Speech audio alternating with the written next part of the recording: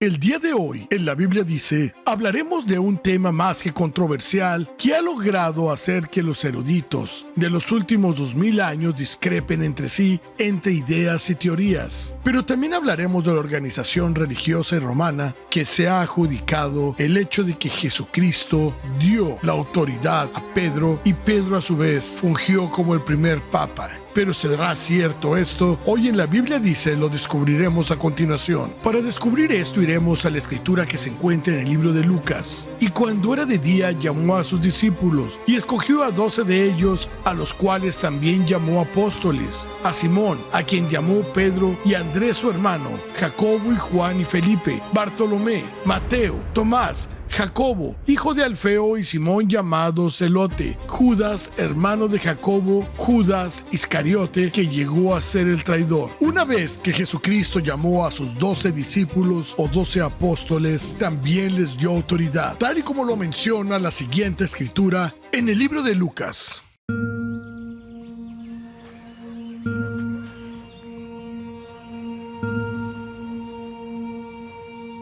Simón, hijo de Jonás, por la autoridad del santo sacerdocio, te ordeno al apostolado. Por camino de gentiles no vayáis, y en ciudades samaritanos no entréis, sino antes id a las ovejas perdidas de la casa de Israel. Y predicad que el reino de los cielos se ha acercado. Sanad enfermos, limpiad leprosos, resucitad muertos, echad fuera demonios. De gracia recibisteis, de gracia dad. No llevéis oro, ni plata, ni cobre en vuestras bolsas, ni alforja para el camino, ni 2 túnicas de vestir, ni calzado, ni bordón, porque el obrero es digno de su alimento. Mas en cualquier ciudad o aldea donde entréis, averiguad quién es digno en ella, y reposad allí hasta que salgáis.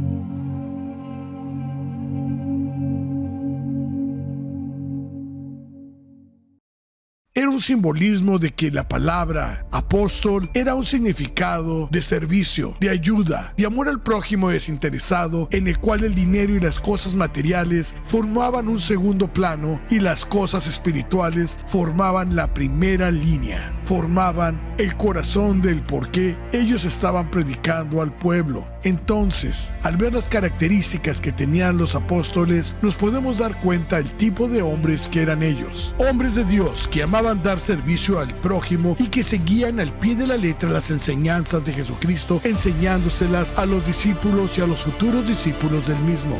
Sin vestirse de una forma ostentosa con ropas finas o caras, sin tener edificios, templos o centros de adoración sofisticados, más bien en casas y donde pudieran, debido a la persecución que se estaba llevando a cabo en contra de los discípulos de Dios, en contra del mismo Jesucristo. Y es por eso que el Imperio Romano constituía una presión constante contra los cristianos o contra los primeros seguidores de Jesucristo, recibiendo el rechazo también de los judíos farisaicos que los perseguían. De esta manera no les permitían adorar en las congregaciones ni en las sinagogas judías, así que ellos tenían que hacerlo de otra manera, tal vez en las casas o buscar otros medios o al aire libre. Ahora que sabemos esta información y sabemos que los apóstoles tenían la autoridad de Cristo, podemos ver en el libro de Juan. Entonces Jesús le dijo otra vez: paz a vosotros, como me envió el Padre, así también yo os envío. Y habiendo dicho esto, sopló y les dijo: recibid el Espíritu Santo. Y a quienes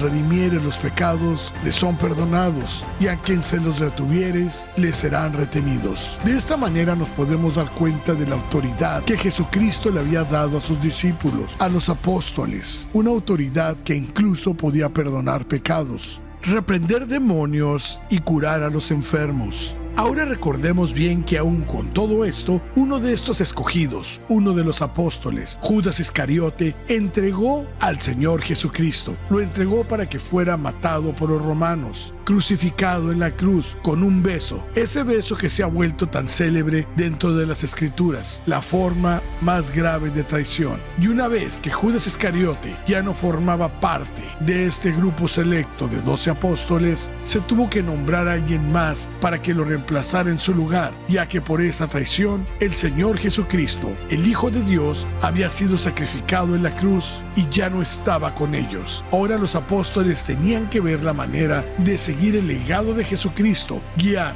a los seguidores cristianos de él y organizarlos para que no perdieran la fe. Así que reunieron a los discípulos más cercanos a ellos, y en el versículo 23 del libro de Hechos, en el capítulo 1, dice lo siguiente: y enseñaron a dos, a José llamado Barsabás, que tenía por sobrenombre Justo, y a Matías, y orando dijeron: tú, Señor, que conoces los corazones de todos, muestra cuál de estos dos has escogido, para que tome parte de este ministerio y apostolado, de que cayó Judas por transgresión, para irse a su propio lugar. Y le echaron suertes, y la suerte cayó sobre Matías. Y así es como el apóstol Matías fue contado entre los 12 apóstoles. Algo que llama mucho la atención es que jugaron suertes para saber quién de los dos sería el apóstol. De esta manera podemos darnos cuenta que los dos candidatos a apóstol eran igualmente dignos, de tal manera que cuando dijeron vamos a echar suerte, fue que lo dejaron en manos de Dios. Y de esta manera Matías queda como el nuevo apóstol y sucesor de Judas Iscariote, comprobando que se podía hacer una sucesión apostólica siempre y cuando fuera directa por un apóstol que tuviera la autoridad de Dios. Y en segundo punto, solo un apóstol tenía la autoridad para llamar a otro apóstol. Ahora bien, y habiendo llegado a este punto, podemos concluir que no fue una ceremonia excelsa ni increíblemente lujosa. No hubo joyas, vestimentas de seda, cadenas y crucifijos y anillos con piedras preciosas y de oro. No, eso se llevó a cabo de la manera más sencilla, y al final se echaron suertes para que el Señor decidiera en su infinita sabiduría cuál de los dos candidatos apóstoles tenía las cualidades, pero principalmente la dignidad para ejercer el cargo. Por otra parte, esto está lleno de sabiduría. Fíjate bien, si el Señor te elige, el trabajo del apóstol se simplificaba a simplemente buscar a los candidatos idóneos para el llamamiento de apóstol. Punto. El Señor se encargaba de lo demás, de elegirlo y ver su dignidad, ya que el Señor todo lo sabe. Y como cosa muy importante tenías que saber que podía ser cualquier persona como lo escuchas. Mientras el Señor considerara que él era digno de llevar el llamamiento de apóstol, era suficiente. Otro punto muy importante es que la persona que sería llamada como apóstol no tenía que haber sido previamente miembro de la iglesia, no tenía que haber fungido como apóstol previamente, no tenía que haber sido un presbítero o no tenía que ser un obispo para poder aspirar a ser apóstol. No, nos estamos refiriendo a que cualquier persona con la dignidad suficiente y con el deseo de servir podía hacerlo siempre y cuando Dios lo considerara, teniendo en cuenta y tomando como referencia la manera en la que Jesucristo llamó a cada uno de sus apóstoles, ya que ellos no eran profesionales en el evangelio, pero fueron aprendiendo de él paso a paso y precepto por precepto. Una vez que muere Jesucristo, el apóstol Pedro queda a la cabeza de los 12 apóstoles, tal y como consta en la siguiente escritura. Y Jesús respondió y dijo: bienaventurado eres, Simón, hijo de Jonás, porque esto no te lo reveló carne ni sangre, sino mi Padre que está en los cielos. Yo también te digo que tú eres Pedro, y sobre esta roca edificaré mi iglesia, y las puertas del Hades no prevalecerán contra ella. Y yo te daré las llaves del reino de los cielos, y lo que ates en la tierra será atado en los cielos, y lo que desates en la tierra será desatado en los cielos. A medida de que los seguidores de Cristo se iban incrementando, era más difícil para los apóstoles poder enseñar la doctrina, ya que eran tantos y había tantas congregaciones que ya no se estaban dando abasto, y es por eso que viene una solución. Se empiezan a llamar a otros líderes para que ayuden y auxilien a los apóstoles para la predicación del evangelio a las demás personas, y es lo que podemos encontrar en el libro de Efesios, donde dice en el capítulo 4: y él mismo constituyó a unos apóstoles, y a otros profetas, y a otros evangelistas, a otros pastores y maestros, a fin de perfeccionar a los santos para la obra del ministerio, para la edificación del cuerpo de Cristo, hasta que todos lleguemos a la unidad de la fe y del conocimiento del Hijo de Dios. De esta manera, los cristianos o los seguidores de Cristo comienzan a organizarse de una mejor manera para funcionar y para establecerse. Digamos que Jesucristo seguía la religión hebrea, pero perfeccionada y de una manera más organizada. Pero después de que Jesucristo muere, los apóstoles son perseguidos y muertos uno por uno, con excepción de Juan, el que estaba en la isla de Patmos. La iglesia se enfrenta a una presión grande, a una persecución que no tenía precedentes anteriores, de tal manera que el gobierno romano, 320 años después de la muerte de Jesucristo y liderado por el emperador Constantino, apodado el Grande, Constantino el Grande, emperador romano, y junto con su cómplice, el obispo de la iglesia romana, Eusebio de Cesarea, idean un plan para influenciar y apoderarse de esta nueva corriente religiosa. Bueno, no tan nueva, de estos cristianos, que es un grupo bastante grande y poblado. Tengamos en cuenta que en ese tiempo los judíos, que habían sido bastante golpeados por el Imperio Romano, se habían helenizado. Pongamos un ejemplo: si las personas viven en Estados Unidos, decimos que se americanizan. En el caso de los judíos, después de más de 3 siglos de cautiverio por el Imperio Romano, ellos se helenizaron, que sería el equivalente a decir se americanizaron. Por otro lado, tenemos también el movimiento cristiano. Todos aquellos judíos que seguían las enseñanzas de Jesucristo, casi 300 años después de que Jesucristo ya había muerto, ahora se hacían llamar cristianos y seguían las enseñanzas que les habían dejado los apóstoles y el mismo Jesucristo, pero después de tanto tiempo carecían de un líder fuerte que los llevara, o mejor dicho, guiara las enseñanzas de Jesucristo. A eso sumémosle la presión hecha por el grupo de judíos farisaicos y la presión también que se sufría por parte de los judíos que estaban helenizados, que compartían las creencias de los griegos y de los romanos. Todo esto lleva a un debilitamiento de las 3 religiones, que eran en realidad una sola, y esto es aprovechado por el gobierno romano de la manera más inteligente. ¿Qué mejor manera que controlar a los judíos, a los cristianos y a los judíos helenizados? Veamos qué es lo que hace el Imperio Romano. Recordemos que a la cabeza del Imperio Romano se encontraba Constantino el Grande, el emperador romano. Él fue el primer emperador en detener la persecución de los cristianos y dar libertad de culto al cristianismo. De hecho, a él se le debe la creación